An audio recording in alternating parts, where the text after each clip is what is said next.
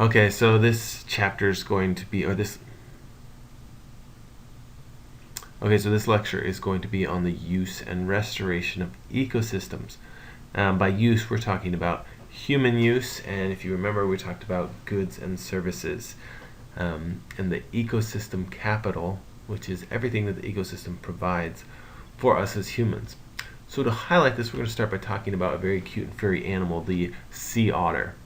The sea otter has experienced a significant decline in population, and the effects of it have been wide-ranging. So this is another example of what's called a trophic cascade, where these many different trophic levels affect the health of the whole ecosystem, similar to the wolves. So I'll just take you through it first. So first, humans have overfished the Pacific stock of fish, and this has caused a decline in species that depend on these fish, including seals and sea lions and killer whales. So in shifting the population dynamics of these seals and sea lions, killer whales have had to depend more on different types of prey. So they can't eat as many fish because those are reduced, and they can't eat seals and sea lions because their populations have been reduced. So instead, what they've done is started to eat sea otters, and sea otters are not really prime prey for killer whales, but if it's the only thing available, that's what they have started to eat. Now, what this has done is sea otters have significantly decreased in numbers, and they no longer feed on sea urchins. You may have seen these prickly little invertebrates in the ocean before. Well, what that has done is caused these sea urchins to no longer have their populations controlled by predation, and so they have increased exponentially and started to overgraze the kelp. Now, these forests depend on kelp. These kelp forests is what they're called. It is a very diverse ecosystem within the oceanic shelf. And so you decrease the kelp and you decrease a lot of other organisms, including more fish. So that really just goes back to the beginning. If you're going to decrease fish, you're going to decrease a lot of seals and sea lions, and those killer whales will eat more sea otters and so on and so forth. So the ecosystem health is damaged, and this is damaging the ability of humans to then draw resources from the kelp forest. So we've got to figure out a way to stop this trophic cascade of events and return things back to their, or at least try our best to restore the ecosystem back to its original output, so that we can again use those goods and services.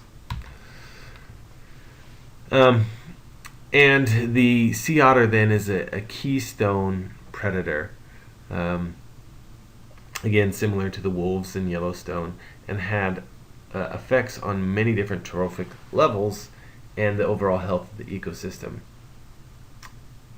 All right, so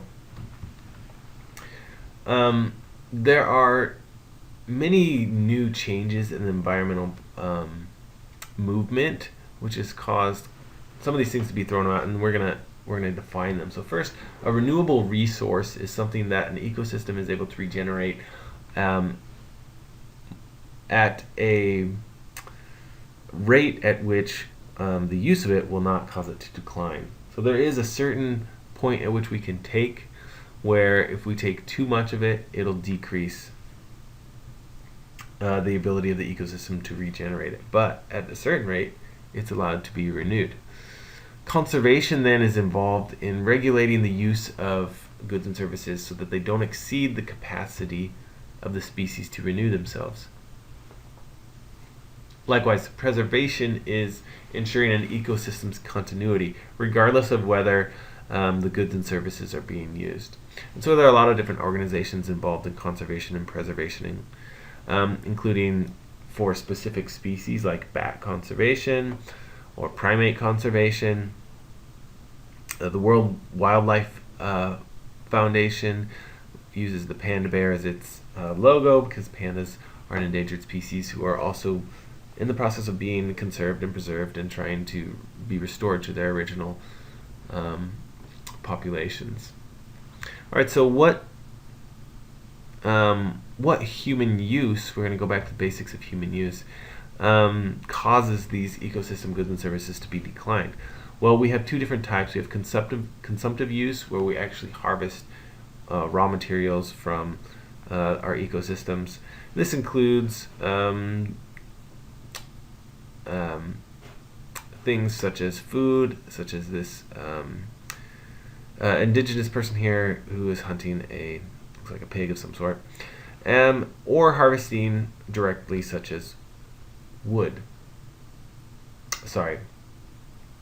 And then we have productive use, which is exploiting the ecosystem resource for economic gain, right?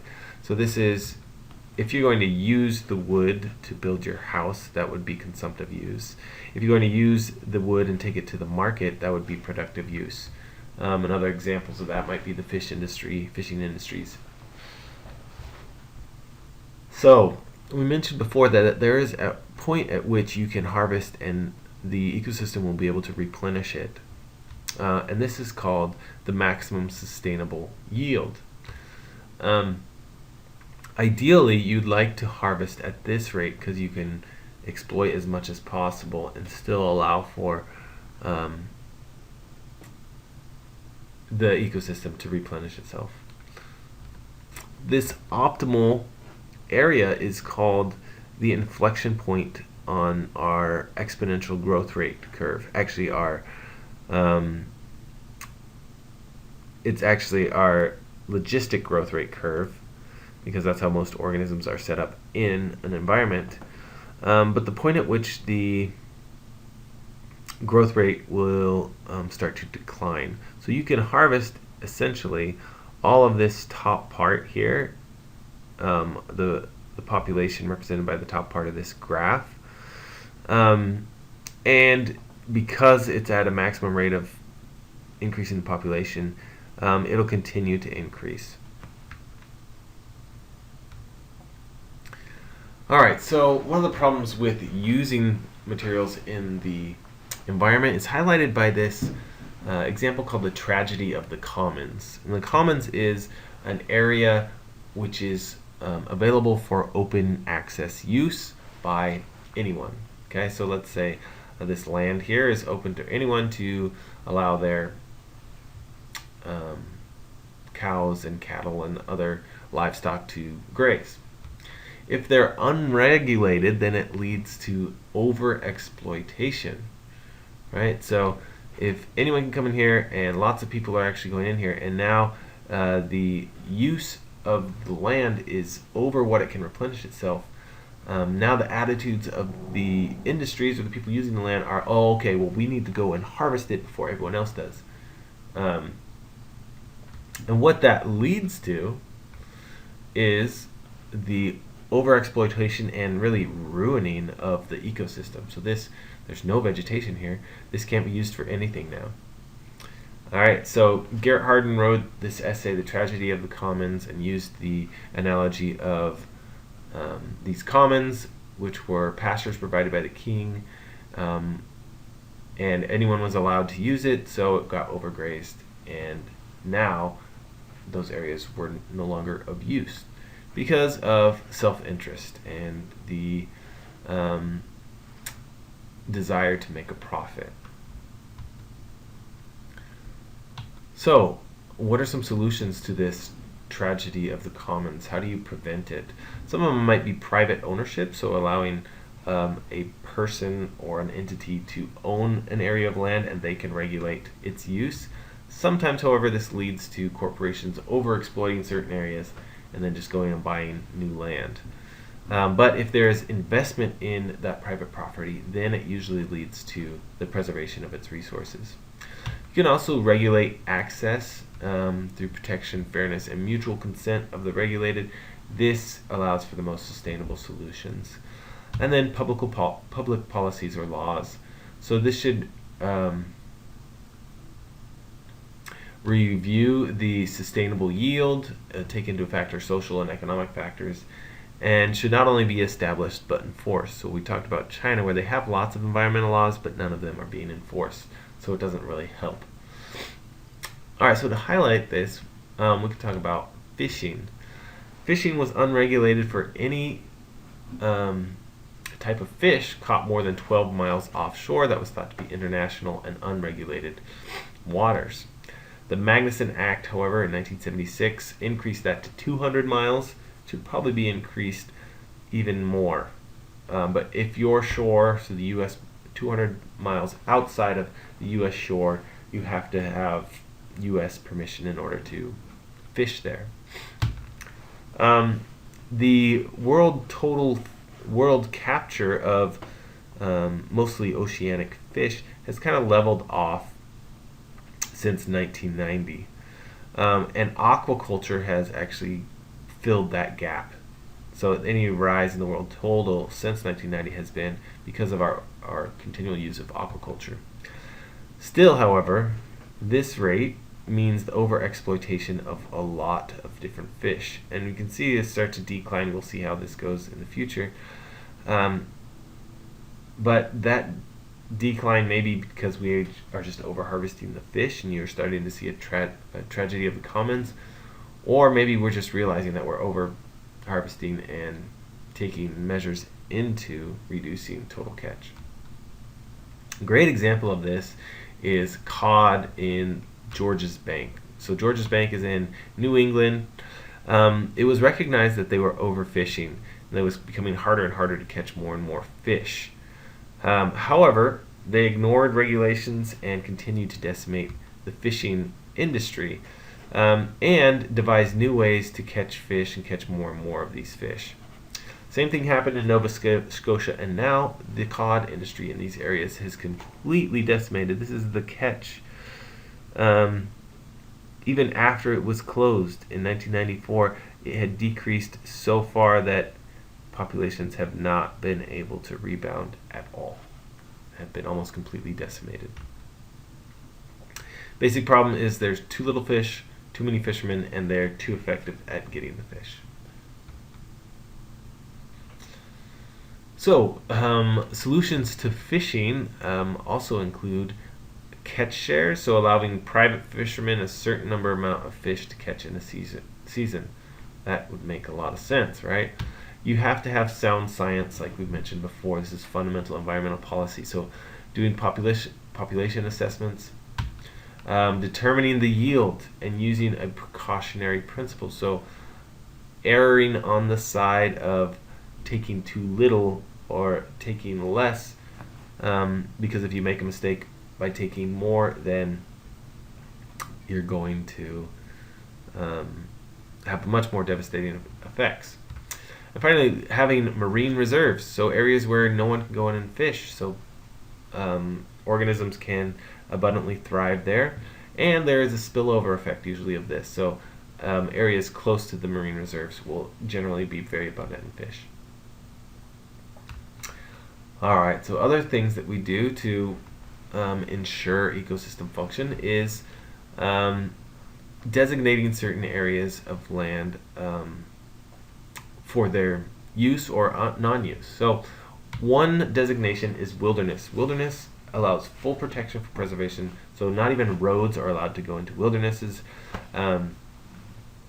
They're left completely undisturbed.